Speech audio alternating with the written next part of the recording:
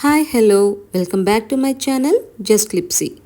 ఇవాళ నేను సేమియా క్యారెట్ పాయసం చేస్తున్నానండి. నా వీడియోస్ ఫస్ట్ టైం చూస్తుంటే ఛానల్ సబ్స్క్రైబ్ చేయండి, బెల్ ఐకాన్ క్లిక్ చేస్తే వీడియో నోటిఫికేషన్స్ వచ్చేస్తాయి. ప్యాన్ పెట్టుకొని అందులో 3 to 4 టేబుల్ స్పూన్స్ గీ వేసుకోవాలి. బాదాం అండ్ క్యాషెస్ ఫస్ట్ ఫ్రై చేసుకోవాలండి. అవి కాస్త కలర్ చేంజ్ అయిన తర్వాత కిస్మిస్ వేసుకోవాలి. ఇలా వేయడం వల్ల కిస్మిస్ అయితే చాలా బాగుంటుంది. ఫ్రై అయిన బాదం క్యాష్యూని పక్కకు తీసుకొని అదే నెయ్యిలో 1 కప్ సేమియా వేసి ఫ్రై చేసుకోవాలండి. వీడియో స్కిప్ చేయకుండా చూడండి. ఇలా సిమ్లో మంచిగా గోల్డెన్ బ్రౌన్ వచ్చే వరకు ఫ్రై చేసుకోవాలి. ఇలా ఫ్రై చేసిన సేమియాలో గ్రేట్ చేసిన క్యారెట్ 1/2 కప్ వేసుకోవాలండి. ఇలా సన్నగా తురిమిన క్యారెట్ వేయడం వల్ల పాయసం అయితే చాలా బాగుంటుంది. ఇలా క్యారెట్ని 2 to 3 మినిట్స్ సిమ్లో ఫ్రై చేసుకోవాలి.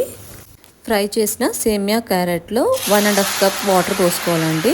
ఇలా ఉడుకుతున్న సేమియాలో కాస్త సాల్ట్ వేసుకోవాలండి. ఇలా సాల్ట్ వేయడం వల్ల స్వీట్ టేస్ట్ చాలా బాగుంటుంది. బాగా కలుపుకొని 2 to 3 మినిట్స్ ఉడకనివ్వాలి. ఇందులో 2 కప్స్ మిల్క్ యాడ్ చేయాలండి. ఇలా మిల్క్ యాడ్ చేసిన తర్వాత ఒక 2 మినిట్స్ ఉడకనివ్వాలి. 1/2 కప్ షుగర్ కూడా యాడ్ చేయాలి. షుగర్ ప్లేస్లో బెల్లం కూడా వేసుకోవచ్చండి. స్వీట్నెస్ అనేది మన టేస్ట్ని బట్టి అడ్జస్ట్ చేసుకోవచ్చు. ఒక 1 మినిట్ తర్వాత 1/2 కప్ కండెన్స్డ్ మిల్క్ వేసుకోవాలి. కండెన్స్డ్ మిల్క్ వేయడం వల్ల టేస్ట్ అయితే చాలా బాగుంటుంది. ఇలా బాగా కలుపుకొని అంతా కలిసేలాగా మిక్స్ చేయాలి.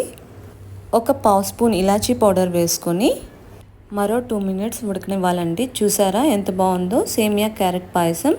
ఇలా రెడీ అయిన పాయసంలో మనం ముందుగా ఫ్రై చేసి పెట్టుకున్న క్యాష్యూ అండ్ బాదం పైన చల్లుకుంటే ఎంతో టేస్టీ అండ్ డెలిషియస్ సేమియా క్యారెట్ పాయసం అయితే రెడీ అయిపోతుందండి.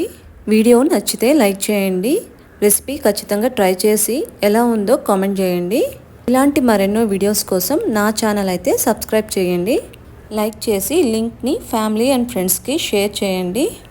ఈ పాయసం ఒక్కసారి టేస్ట్ చేస్తే మళ్ళీ ఇలానే చేసుకోవాలనిపిస్తుంది. ఇలాంటి మరెన్నో వీడియోస్ కోసం do subscribe, like, share and comment. Bye.